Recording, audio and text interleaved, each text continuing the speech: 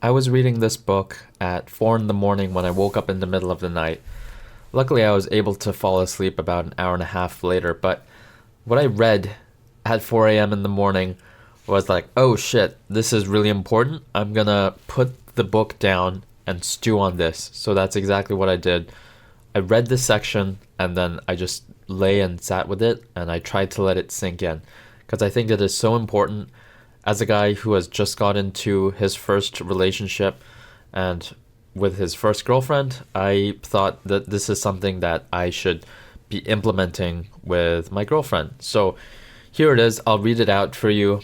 It's How to Stay in Love by James Sexton, a divorce lawyer. You can see him pretty frequently on YouTube if you're into this stuff. But in this book that he wrote, he says that radical honesty is a recipe for a healthy relationship, and lack of candor, lack of radical honesty is a recipe for disaster and a breaking of relationship. So I'm going to read to you a section right after he mentions the importance of radical honesty.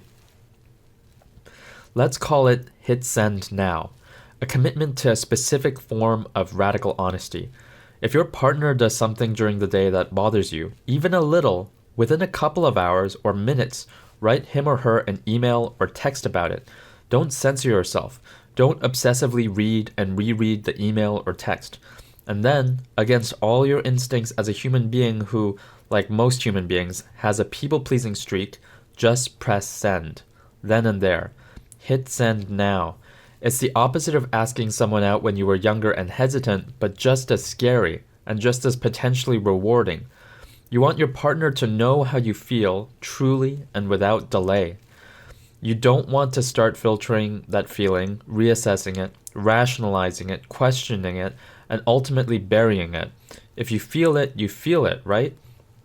That way, from now on, I really prefer your great gazpacho without cilantro doesn't become 5 hours or 2 weeks later, you don't know or care to know what I like, and you know what?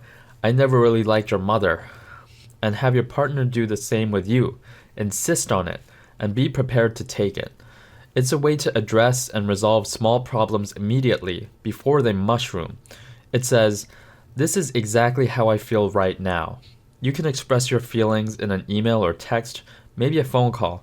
I advocate for email because the format allows the recipient to digest what's being communicated and reread as the content sinks in. Even better, you can make the subject header hit send now to give your partner a little emotional preparation, a little advance warning that this is one of those emails related to something that may require reflection and thus maybe shouldn't be opened while eating lunch with friends or right before going into an important work meeting. Try not to second guess the wisdom behind the message's content or the burst of id that made you send it. It's not terrifying that you can't take it back, it's thrilling. You're sticking up for yourself and making the relationship stronger. You have the power to do that instead of stewing for the rest of your life over what upset you. And the more you send a communication of this kind, and it's not as if you'll be sending them multiple times a day or daily or even weekly, doing it becomes like emotional muscle memory. A few examples of hit send now to get the tone and kind of topics I'm suggesting. When we were out with friends the other night, you said some stuff about my sister that sat with me the wrong way. Either I misunderstood you or it stung that you meant what you said. Either way, I feel like you needed to know that it blipped on my emotional radar and not in a good way. I've thought about it a few times since and just wanted to put it out there. I'm really craving some alone time right now. I'm not sure why, but I think it might do me good to get out for a few hours solo or go away for the weekend. If I've been a little off this week, I'm sorry. I've got a lot going on at work. I don't really want to get into the nuts and bolts of it, so that's why I didn't bring it up. But I didn't want you thinking that it was something to do with us or something more than what it is. I'll be okay. My clients often try to explain to me why they feel what they feel, or why they did what they did. I appreciate that desire, but having listened to people attempt to explain away the stupid things they've done, or pay me to do it for them, I observe that many of our acts and feelings are inexplicable even to us, never mind to a judge. Maybe that's part of what complicates our staying connected to another person. If it's hard to navigate ourselves or explain ourselves to ourselves, how can we expect to do it for another person? Or expect them to do it for us? Yet without the explanation, it's even more difficult to maintain connection, particularly in a world where there's so much stuff, temptation, distraction, creating disconnection. Hit send now is a way to share how you're feeling without attempting to explain it. You feel how you feel, and those feelings have repercussions both short and long term. They inform how we relate to our spouse or partner on a day-to-day basis. They create habits that build intimacy or distance. We owe it to ourselves and our partners to share the building blocks of our inner lives before those little blocks create a wall that separates us from them. I don't claim to know if there is a solution to this or that particular problem, but hit send now is a way to level the playing field between you and your partner, giving you both the same information about what you're feeling and what, big or small, might be making you feel that way. The most dangerous lies are the ones we tell ourselves. The unexamined life may not be worth living, but it appears to be incredibly popular, at least from where I'm sitting. People don't mean to lie to me most of the time. Who would lie to their divorce lawyer? It's ridiculous. I'm bound by rules of total confidentiality. I've heard nearly every form of perversion, deceit, and atrocious human behavior under the sun, and spent countless hours trying to cover up or clean up such behavior.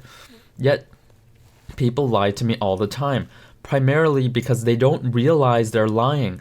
They've been lying to themselves for so long, they don't even know they're doing it. They lie about how they behaved. By the way, I just gotta say, that's exactly the argument that I've heard as to why you should never lie. Because when you lie, it destabilizes the structure of yourself, your being. Because when you start to lie, you can no longer trust yourself. And this is exactly the point that Jordan Peterson makes, and also Sam Harris makes another similar point about not lying. It's funny to see that people, because they lie all the time, now they don't even realize they're lying or lying to themselves. That's like seeing that theory, or it's a proof of that theory, that why you should not lie, why you should never lie, especially to yourself. But even lying to others corrupts lying to yourself, and it makes it easier to lie to yourself. So I just want to put that out there. They lie about how they've behaved as a parent. They lie about how they've behaved towards their spouse. They lie about what they're capable of doing in the future and about what plans make sense for day-to-day reality of their lives. They lie about what their financial prospects are, or what obligations they will or won't be able to handle. They lie about what was said to them, or at least they remember it in a self-serving way, and they lie about what they said and did in response. Sometimes they lie even when confronted with a recording. Their recollection of their past behavior is often partially accurate, which is a kind of way of saying that it's inaccurate. We are not honest, or fully honest, with ourselves or others for very understandable human reasons. Honesty is hard to express. It hurts to speak honestly, and it hurts to hear honesty. When an angry client yelled at me, through tears, "You lost me custody of my kids," it was all I could do not to respond, "Really? Your being on heroin had nothing to do with it?" We want to protect ourselves. We want to protect others. We don't want to be vulnerable or appear mean. We want to make other people, particularly intimate partners, happy and content, and want them to feel they are making us happy and content. It's a game of make-believe that nobody ever wins. Still, lack of honesty hurts more than it helps. It creates new, usually bigger problems. I'd estimate that what exes argue about, 90% of the time, is not directly what they're arguing about.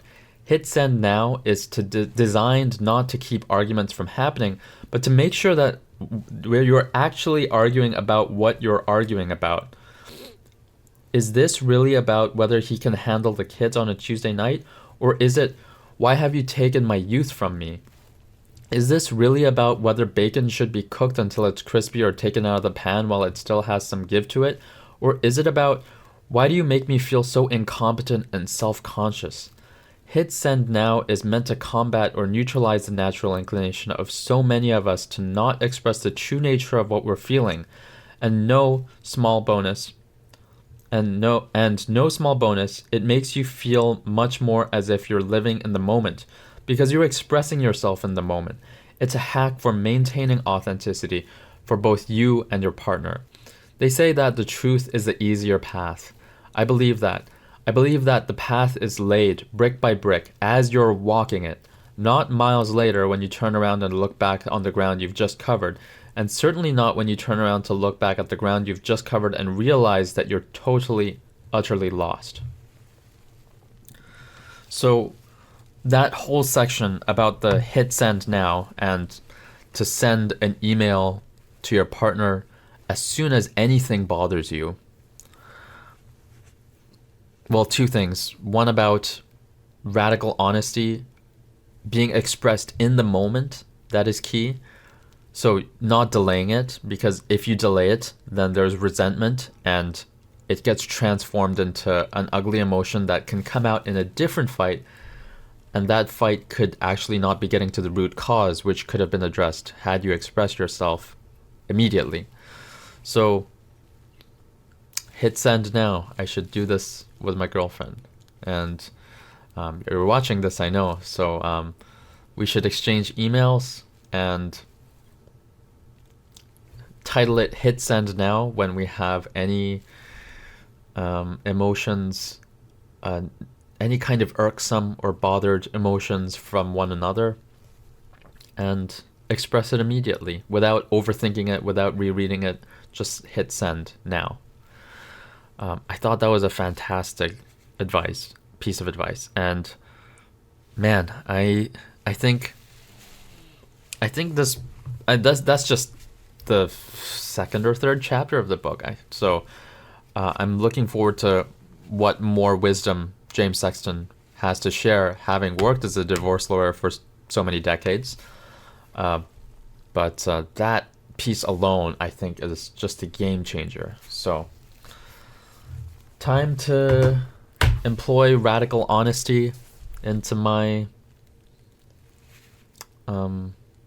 relationship with my girlfriend. Anything that comes up, I hope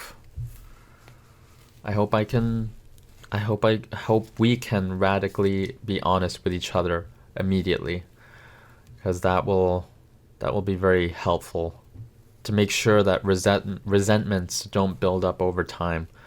And that would be the worst thing, to have resentments build up and you're fighting about things that you're not even fighting about. You're fighting about things when you're actually upset about something else. Man, I hope to never get to that point with my girlfriend. So I just had to share that with you today, and I will share more tips that I hear from James Sexton as I read through this book. So here's to 1% better every day, baby. Time to shovel the snow and let Mochi out. Oh dear, there's a lot to shovel.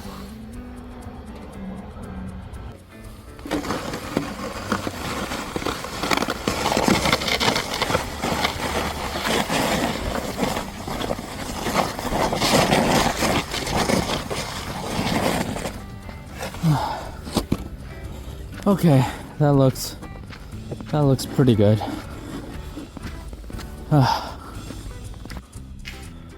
Alrighty, that is done. It's a bit of a workout. Whew.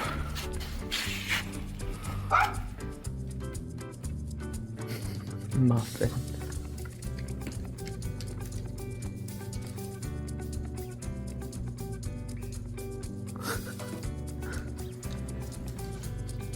Mochi.